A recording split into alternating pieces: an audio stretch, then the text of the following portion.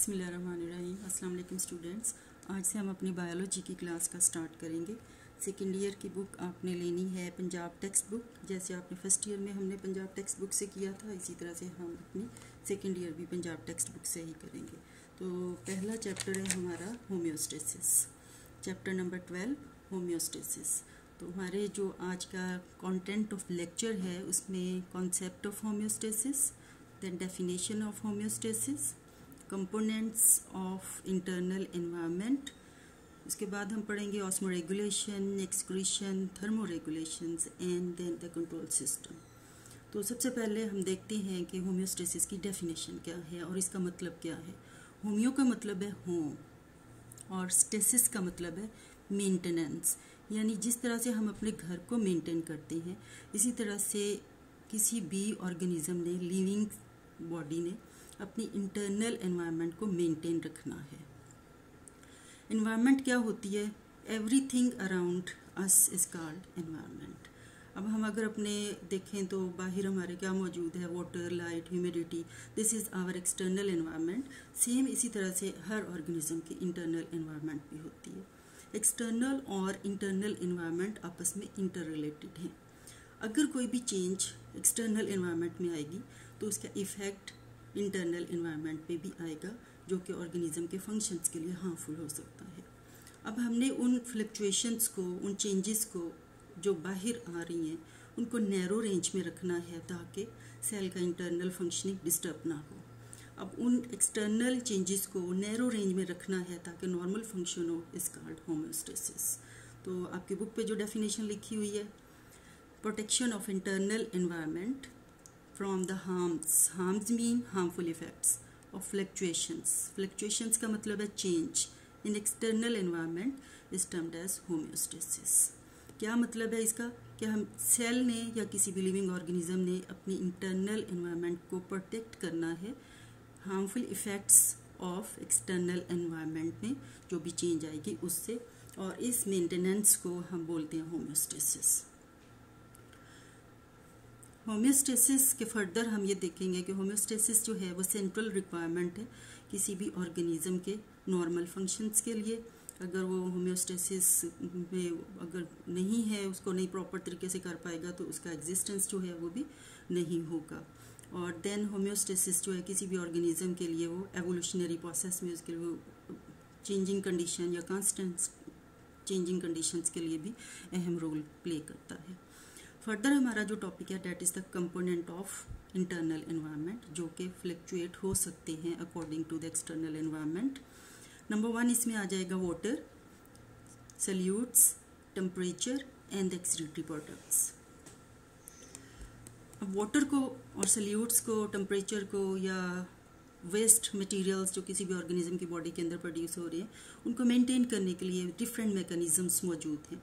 सबसे पहले इसमें है ऑस्मोरेगुलेशंस। ऑस्मोरेगुलेशन में ऑर्गेनिज्म की डेफिनेशन है mechanism of regulation generally between the organism and it's environment of solute and gain and loss of water is called osmoregulation.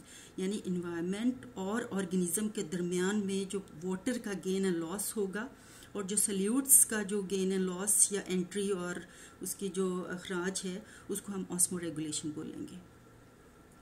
Number 2 thermoregulation क्या है? थर्मो का मतलब होता है heat and regulation to regulate करना, maintenance of internal temperature within a tolerable range is called thermoregulation.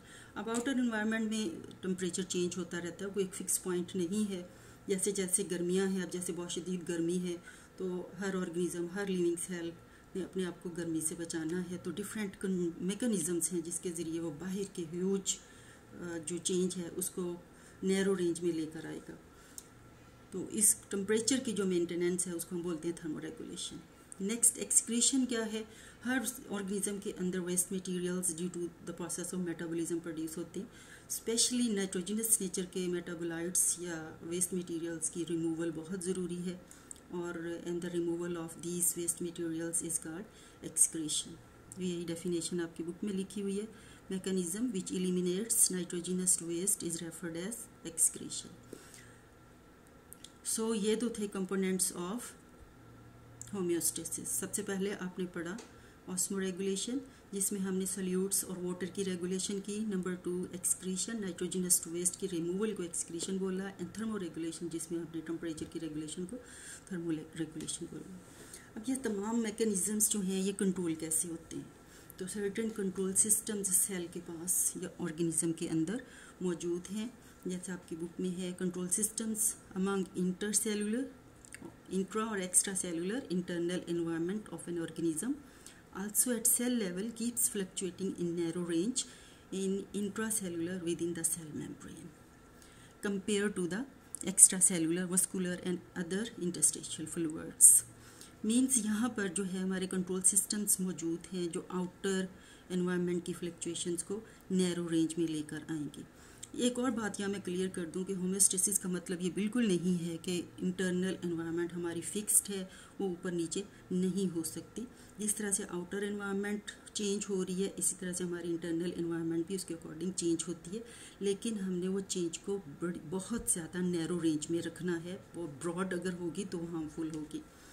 For example, अगर availability of water है तो इस बाहर अगर बहुत ज़्यादा वाटर अवेलेबल है तो इसका मतलब ये नहीं है कि सेल जो है वो भी फ्लड आउट हो जाए और बस्ट हो जाए, या अगर बाहर वाटर की सप्लाई शॉर्ट है तो सेल जो है वो श्रिंक हो जाए। ऐसे नहीं है। There are central control systems जो flooding of water and the shortage of water को कंट्रोल करते हैं।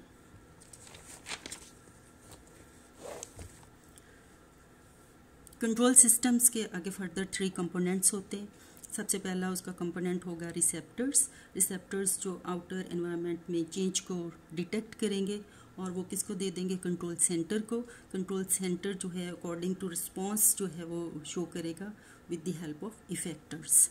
इसके लिए एक एग्जांपल है कि जैसे अगर बहुत ज़्यादा आउटर एनवायरनमेंट में गर्मी है और गर्मी ऑर्गेनिज्म को फील हो रही है तो वो उसके रिसेप्टर्स उस हीट को फील करेंगे और किसको ये मैसेज जाएगा, ब्रेन और the spinal cord, that is the control centre. और कंट्रोल सेंटर जो है उसके अकॉर्डिंग हीटिंग और कूलिंग मैकेनिज्म ऑन कर देगा। हीटिंग में क्या होगा, अगर बहुत ज़्यादा गर्मी है तो स्वेट ग्लैंड्स एक्टिव हो जाएंगे, जिससे एवेपोरेशन से कूलिंग होगी, या अगर बहुत ज़्यादा सर्दी है तो हमारे मसल्स एक्टिव हो जाएंगे और शिवरिंग से जो मसल्स हैं वो शिवरिंग करके हीट प्रोड्यूस करेंगे। तो यहाँ नेक्स्ट हमारा आएगा फीडबैक मैकेनिज्म।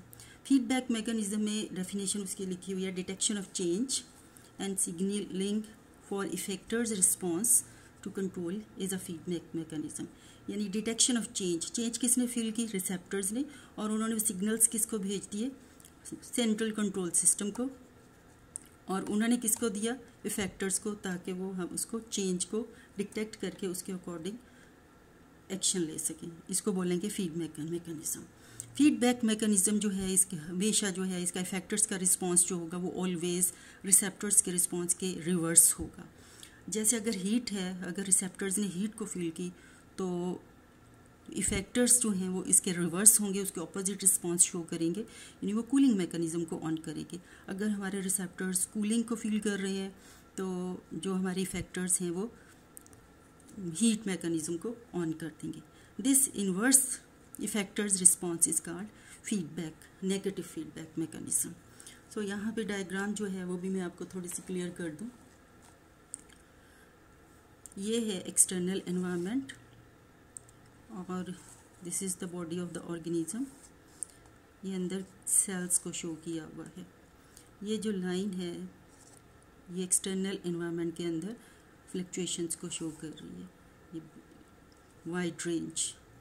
यही फ्लक्चुएशंस अब कंट्रोल सिस्टम्स मौजूद हैं बॉडी में, और ये फ्लक्चुएशंस जो हैं वो नैरो रेंज में आ गई इस लेवल तक। सेल तक जो है सर्टन कंट्रोल सिस्टम्स ने इसी चेंज को, इसी फ्लक्चुएशन को और नैरो कर दिया, बिल्कुल शॉर्ट कर दिया, ठीक है, ताकि ह्यूज और the wide range fluctuations in the external environment वो कितनी हो जाए, शॉर्ट हो जाए विद इन द सेल और नॉर्मल फंक्शनिंग चलती रहे।